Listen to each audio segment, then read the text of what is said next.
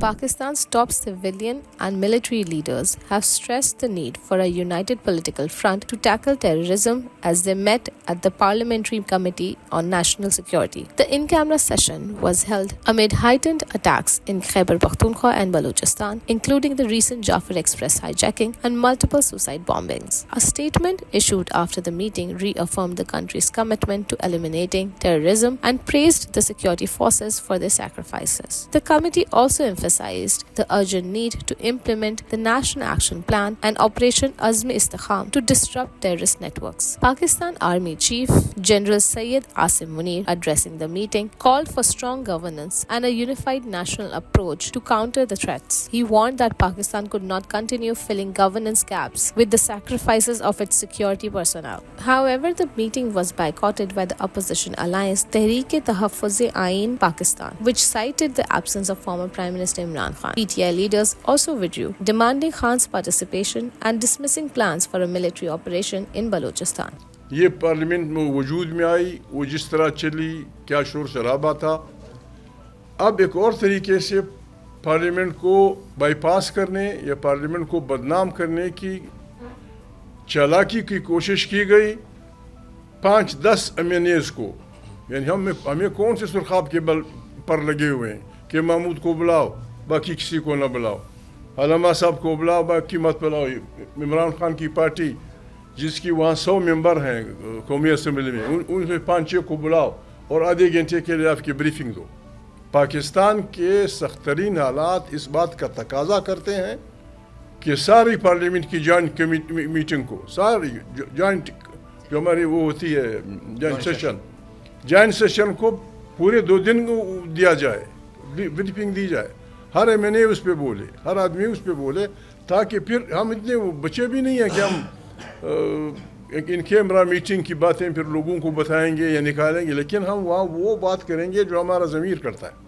اس بنیاد پہ ہم نے بنیادی طور پہ اس لیے اس کے بائیکاٹ کا فیصلہ کیا کہ جب تک تمام پارلیمنٹ لوگوں کو جنہیں پاکستان نے ووٹ دیا، وہ جس بھی پارٹی کے ہیں، سینکڑوں سینیٹر ملا کے سینکڑوں بنتے ہیں، ان کی جوائنٹ میٹنگ ہونی چاہیے، یہ بریفنگ ہونی چاہیے تھی اور وہ پوری اس کے ساتھ. دوسری بات، یہ میری ذاتی رائے ہے، آپ دیکھتے ہیں روزانہ درجنوں ہمارے MNAs اور سینیٹرز عمران خان سے ملاقات کے لیے جاتے ہیں. سپرڈنٹ جیل فلانا انہیں اجازت نہیں دیتا. It is against the spirit of the constitution. یہ آئین کی خلاف ورزی ہے. قومی اسمبلی کا ممبر، اگر میں غلط ہوں بیرسٹر صاحب مجھے ٹھیک کر دیں گے، قومی اسمبلی کا ممبر کسی بھی جیل کی انسپیکشن کر سکتا ہے، اس کے اختیارات میں ہے، اس کے پریولیجز میں ہے. ہم وارن کرتے ہیں، ہمارے پاس طاقت نہیں ہے لیکن ہمارے پاس عوامی طاقت ہے. IG جیل خانہ جات صاحب، آپ سپرڈنٹ صاحب، آپ جو بھی ذمہ وار ترین ہیں، آپ نے ان غلطیوں کا پھر حساب دینا ہوگا.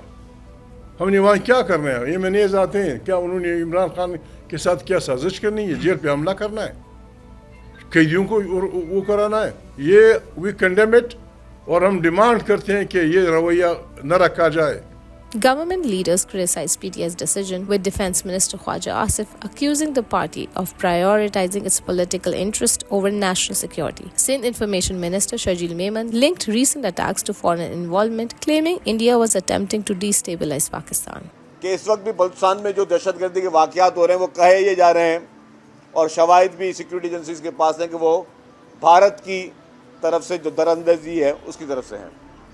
اور بھارت نہیں چاہتا کہ پاکستان میں اسٹیبلٹی، اور بھارت پاکستان کو کمزور کرنا چاہتا ہے، جو اس کی پرانی خواہش ہمیشہ رہی ہے.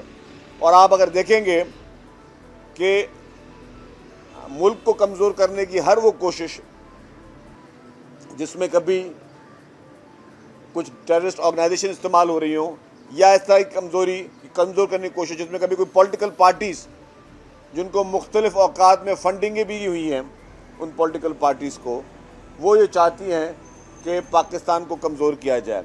اور وہی آج شاید دہشت گردوں کے ان حملوں کے باوجود وہ اپنے ملک کے ساتھ کھڑے ہونے کے تیار نہیں. اور یہ جو ان کیمرہ بریفنگ ہوتی ہے صرف یہ بلوچستان پہ نہیں تھی، میرے خیال سے اس میں خیبر پختونخوا کا بھی ذکر بھی ہوگا.